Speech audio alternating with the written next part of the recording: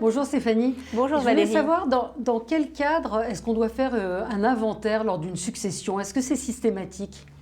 Alors non, ce n'est pas systématique, mais on le fait dans plusieurs cas.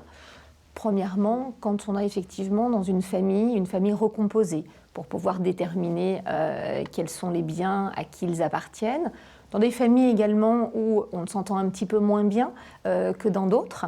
Et puis dans un troisième cas, dans un but fiscal. Ouais. En fait, c'est une estimation des biens de la personne qui vient de décéder. C'est une sorte de photo de son patrimoine. C'est ça. Lors d'une succession, on fait une sorte de photographie du patrimoine. Alors on va avoir les comptes bancaires, on va avoir les biens immobiliers et il faut également évaluer les meubles. Dans la plupart des successions, s'il n'y a pas de problème dans les familles, ça se fait sans inventaire. Ça peut se faire sans inventaire, mais dès qu'on va effectivement avoir un petit peu de patrimoine, eh bien les héritiers vont être assujettis à des droits de succession.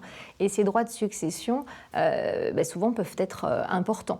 Donc, lorsqu'on va évaluer les meubles, eh bien, les meubles qu'on a chez soi, ils peuvent avoir plus ou moins de valeur.